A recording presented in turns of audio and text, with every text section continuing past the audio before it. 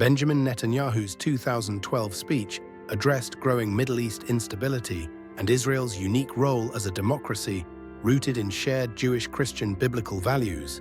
Speaking to Christian allies, he emphasized Israel's commitment to justice, equality, and religious freedom, contrasting it with neighboring regimes marked by violence and oppression.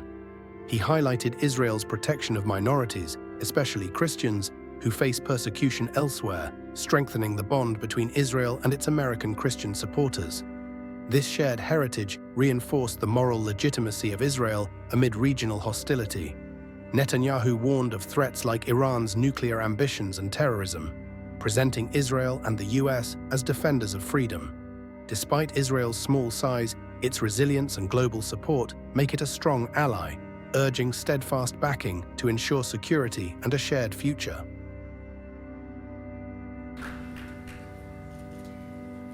Wow, that was like watching home movies.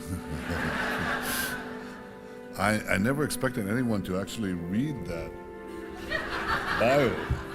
But you defy all my expectations all the time, especially you, my good friend Pastor Hagee, Mrs. Hagee, and all of you, you're wonderful friends. I have one, there are some dates that have to be corrected there, but my son's name is Avner. He is Israel's national Bible champion, and he came number 2, second deputy in the international Bible contest. It's a quiz. It's like, you know, the spelling bee to the nth degree.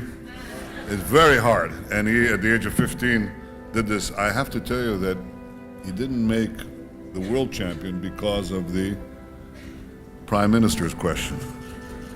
I asked it. But it tells you what kind of society we are.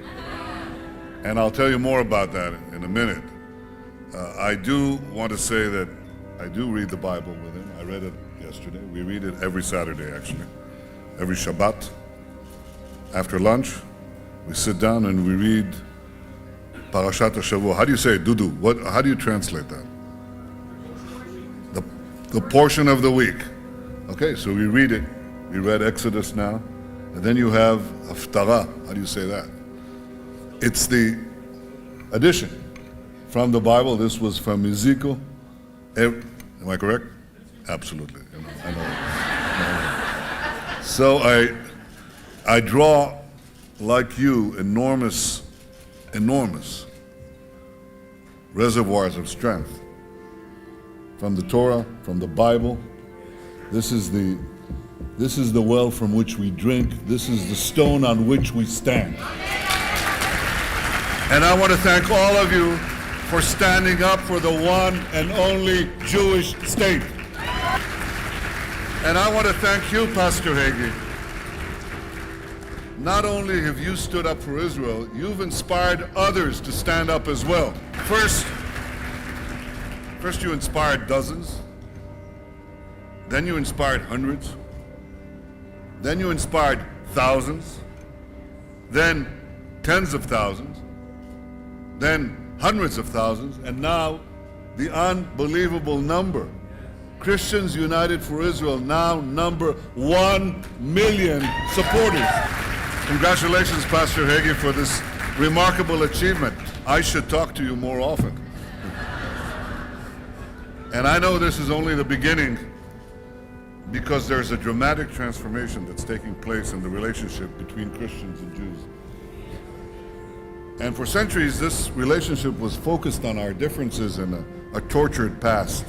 But today, thanks to leaders like you, Jews and Christians are focusing on the common future that we have and the common values that we share.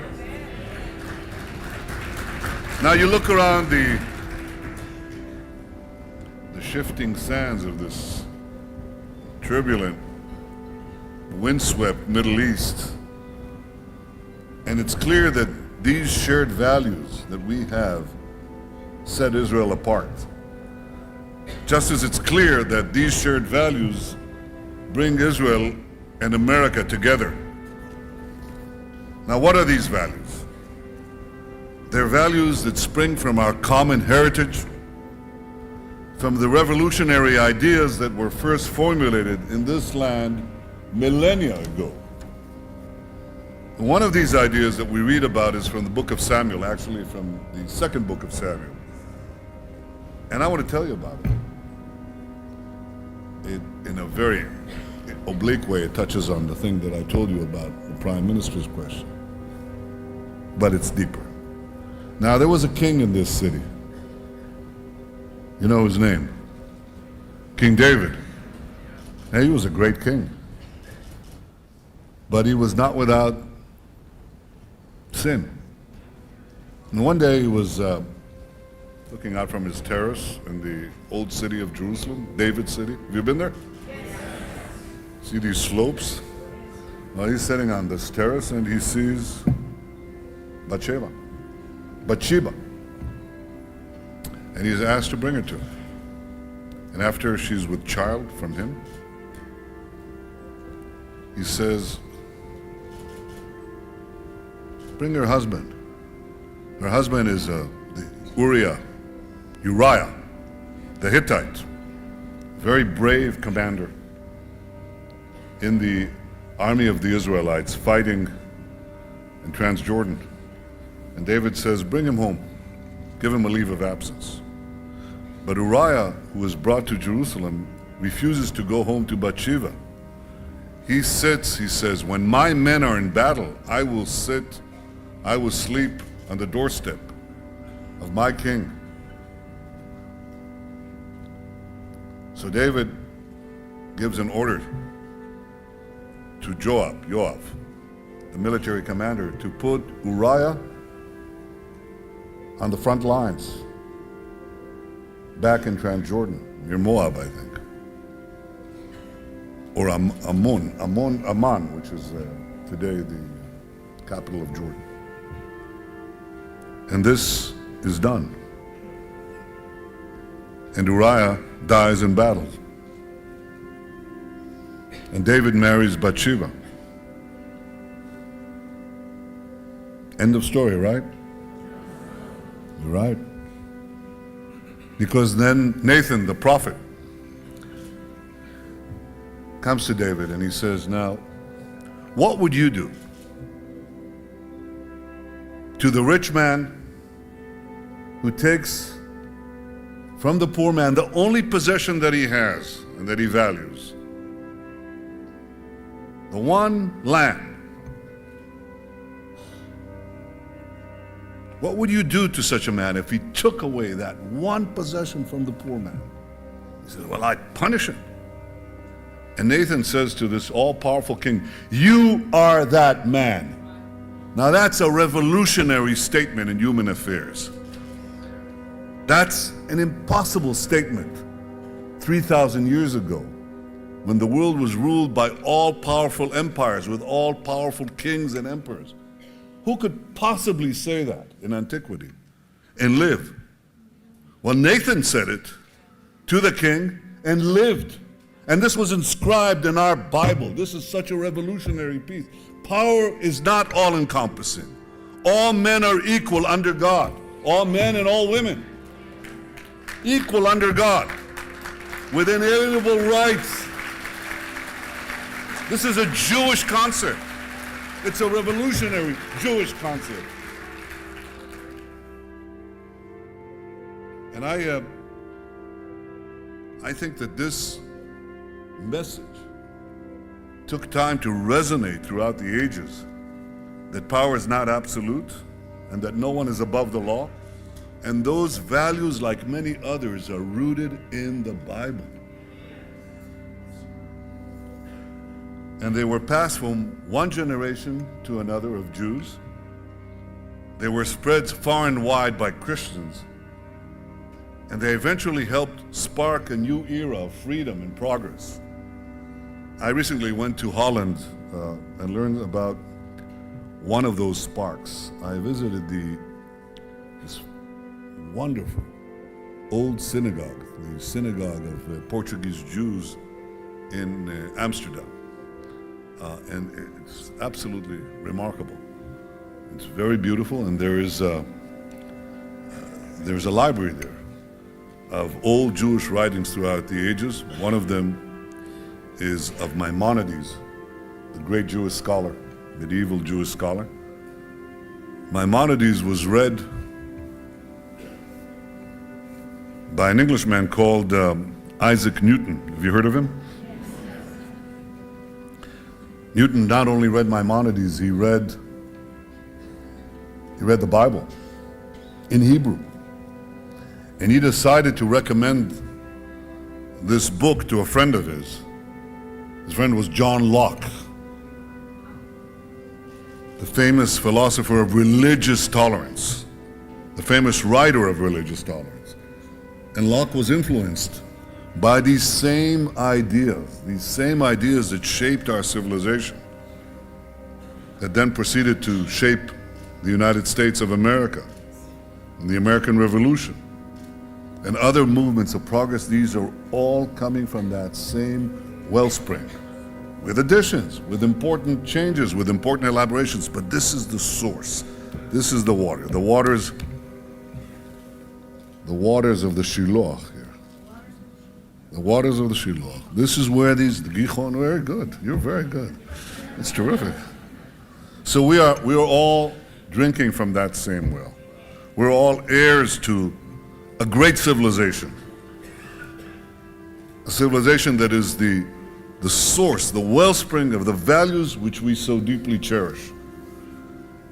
And those values ensure that Israel's minorities, including over 1 million citizens who are Arabs, always have full civil rights, values that ensure that Israel's government will never tolerate discrimination against women, and values that assure that Israel's Christian population will always be free to practice their faith. That's the only place in the Middle East where Christians are fully free to practice their faith. They don't have to fear, they don't have to flee.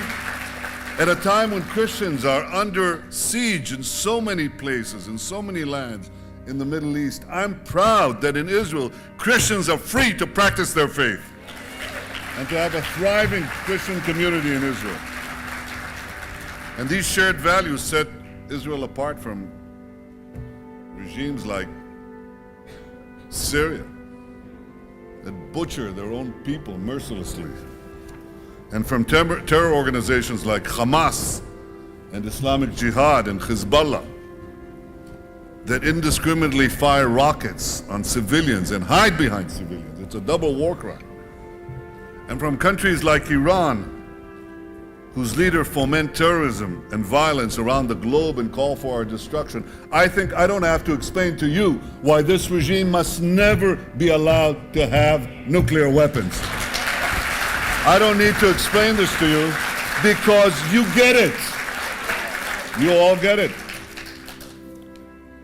You get the main point, that our enemies don't hate us for what we do, they hate us for what we are. When I say us, I mean Israel and the United States, two allies anchored in common values and seeking a common future of freedom. This is why they hate us. It's not a simple battle, and it's one that the Jewish people have endured for many centuries. Recently, I read a book written by the great American historian Will Durant.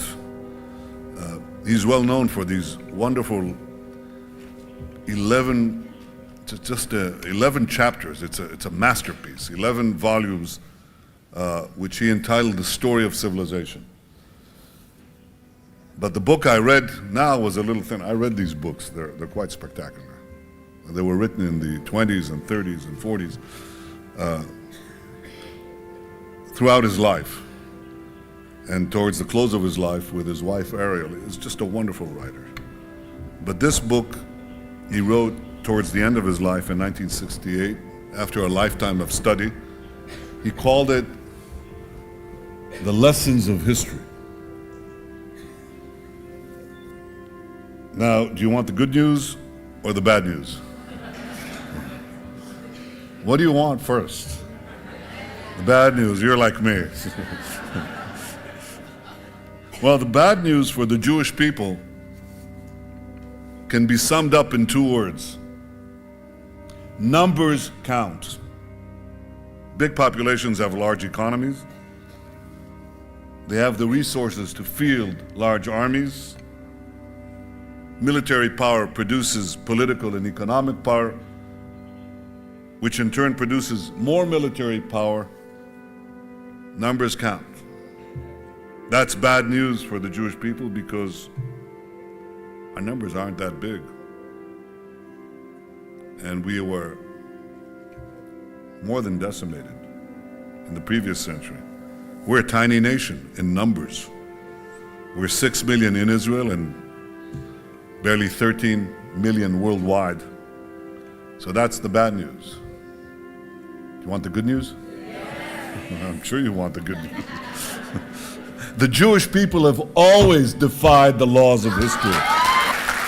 Our improbable odyssey through time, a nearly 4,000-year journey marked by indescribable tragedy and sublime triumph, our odyssey has broken every rule in the book. And writing in 1968, Durant hints that the young state of Israel, we were only 20 years old, hints that this young state, powered by deep well springs of faith and culture, may continue to defy the laws of history. And we have. Yes. We've defended ourselves time after time against much larger enemies.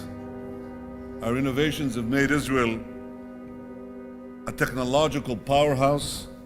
Our Nobel Prize winners have propelled humanity forward. By the way, Israel has more Nobel Prize winners per capita than any other country in the world. And the towering genius and spirit of our peoples finds expressions in every field, in science, in medicine, in technology, in industry, in art, in culture. And here's more good news. The Jewish people are not alone. We're not alone because we have the support of each and every one of you. And we're not alone because we're uniquely blessed by the support of tens of millions, and even more across the United States and countless other countries across the world. Yes, numbers count, but so do you. So I want to thank you, Christians United for Israel. I want to thank you for standing up for Israel. I want to thank you for standing up and being counted. May God bless you all. Thank you. Netanyahu's 2012 speech energized Christian support for Israel, helping Christians United for Israel grow to over 1 million members. It strengthened US-Israel ties, influencing political backing against threats like Iran's nuclear program. The speech's focus on shared biblical values resonated widely, boosting Israel's image as a democratic haven amid regional turmoil. Afterward, Christian advocacy played a key role in sustaining aid and diplomatic support during conflicts with Hamas and Hezbollah. Netanyahu's message of religious freedom and justice helped frame Israel as unique in the Middle East, deepening bonds with American allies. Today, with ongoing regional instability and persistent threats, the speech's legacy remains vital. It reinforced Israel's global alliances, showing how faith-based solidarity continues to shape Israel's security and international standing.